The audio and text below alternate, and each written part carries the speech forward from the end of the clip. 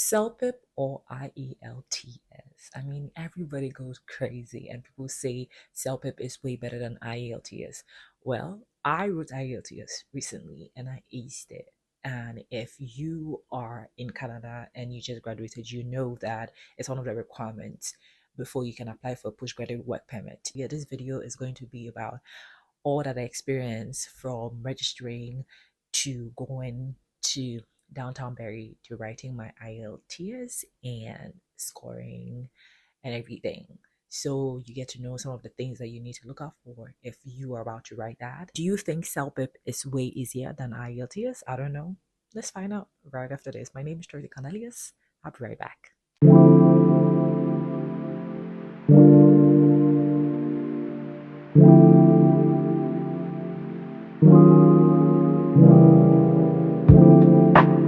Welcome back. Before we get into it, if this is the first time you're seeing me on YouTube, hi, my name is Dorothy Cornelius and welcome to my space. Hey y'all, how are you?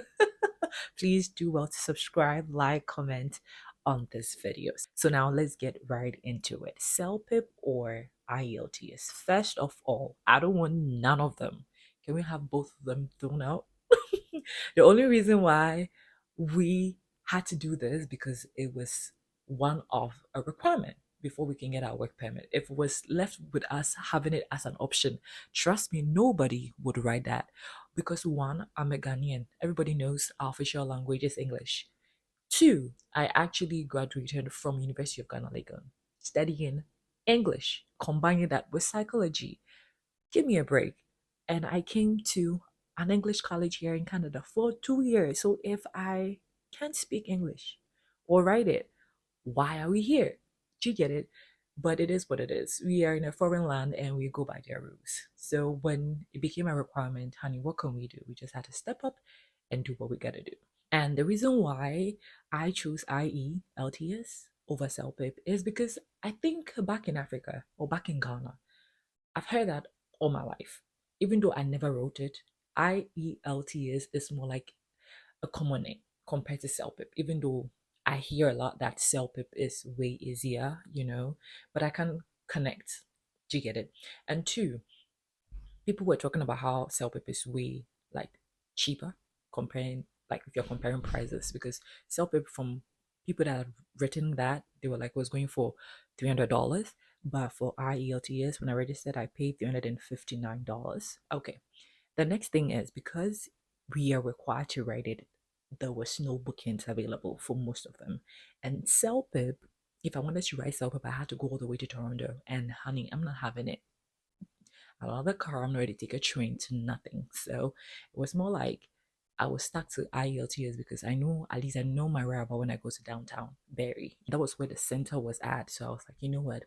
I am gonna stick to IELTS. And also being a library student assistant, the books that I had to learn about this test were all on IELTS. So it was just natural that I geared towards that. You get it?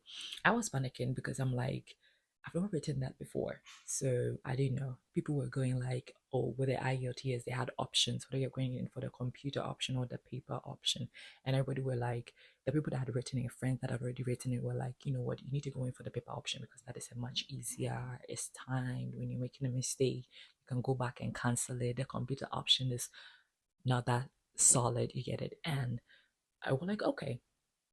But fortunately for me, unfortunately for me, let's say I couldn't write my IELTS immediately because I had two jobs and I had school, and I knew I had to study and practice to write it, at least get to know how the structure is like.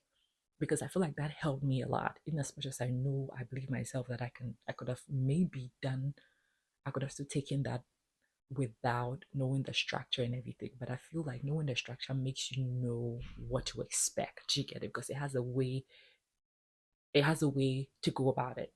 I just didn't want to go there unprepared because one, I'm paying $359. There's no chance that I would want to go and feel and pay it again to write it, especially if I'm going in for the paper option. Because with a paper option, you don't have any chance to retake nothing compared to the computer option. And in my mind, because everybody was talking about how the paper option was way better, in my mind I was going for the paper option. Unfortunately for me, when I was ready to now register, I was told that the paper option, the slots have all been taken. So it's either I'm going in for the computer option. I was like, damn, then this time around, I would have to really take my time and study it. The test is into four categories. We have the listening, the reading, the writing, and the speaking. The listening, writing, and reading are all paired in one, and the speaking you come later to come and do it. I didn't know it was in person till I got there actually because I had no idea. I've never written it before. Even though, yeah, you hear it from people, I just didn't know how mine was gonna be like. I learned, I took some time out to study with the listening, with the reading, with the writing, how the answers or how the questions are like. Then later I did a bit of the speaking, but I was very, very nervous. When you register, you pay. I use my passport, so you know the first page of it. They need your information on there, and they also ask how long you've you've actually spoken the English language. You know, you have ranges 9 years, 1, 2, 3 years, how proficient you are. And I mean, I've been speaking English all my whole life. Do you get it? So you make sure everything is matching. They give you the dates as to when you're going to come in. So yes, I did a bit of the kept practicing for a while, and my first three set at a go, that is the listening, writing, and reading, was at 8:30. My reporting time was at 8:30, and the exams will start at 9. So I got at 8:30. We were all seated, and the thing started at 9:30.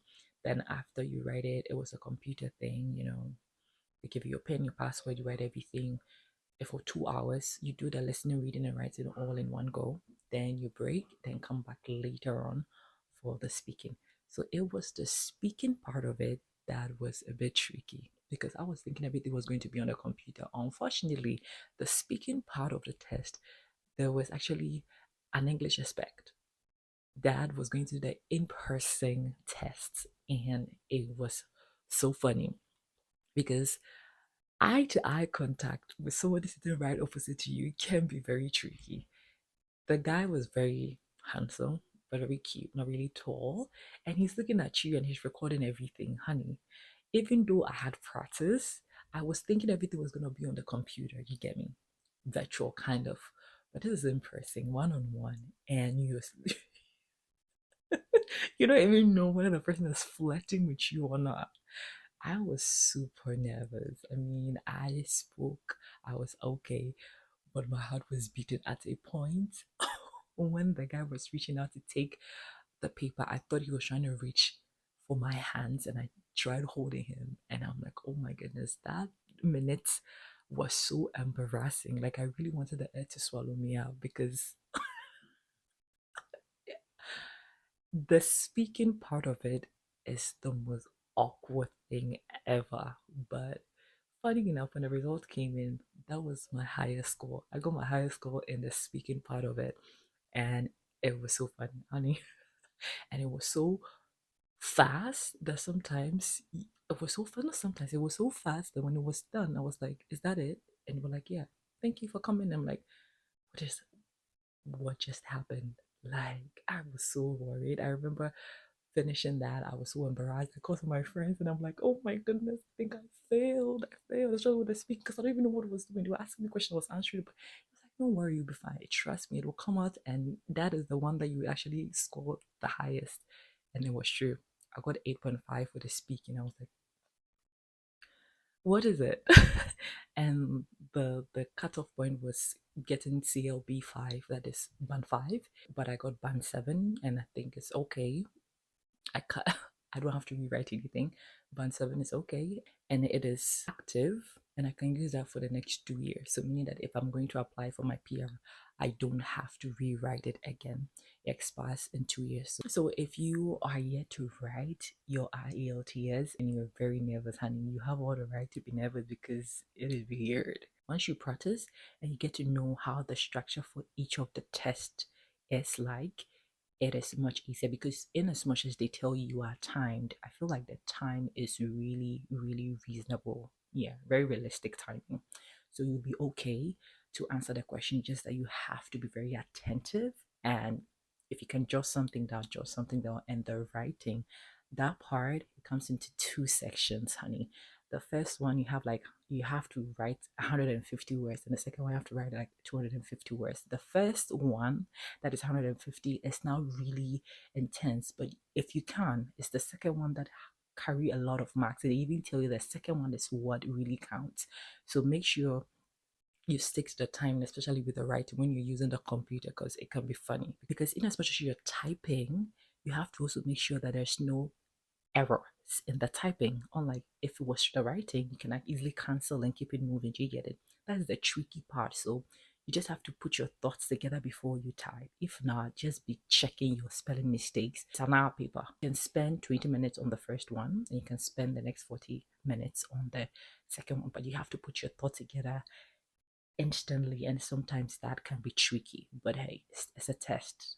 You just have to make sure you pull it up so you can pass and get the passing mark at least. Do you get it? Our result came in like 3 days after, yes, and I checked it and I was able to download it and I have it saved up. I'm going to use that to apply for my postgraduate work permit. I'm going to add as all the documents that I need to apply for my work permit. So it's not easy, but it's easy. Do you get it? You just have to make sure you prepare a little bit, if not 100%, like at least 70 before you go, so you're not caught up or overwhelmed. Do you get it? Because you don't enter with nothing. They give you the pen, they give you the pencil, they give you everything. You just go with yourself and your passport or whatever identification card that you use in registering for the test. So that's it.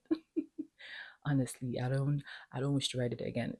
Whether you're opting for CELPIP or IELTS, I wish you all the best, and let me know if you've written your IELTS and how was your experience like? Was it good? Did you do well? Did you have to go back and rewrite it? What option did you go for? Did you go for the paper and did you go for the computer? Which one was easier for you? Let me know in the comment section below. My name once again is Dorothy, and see you in my next video. Au revoir.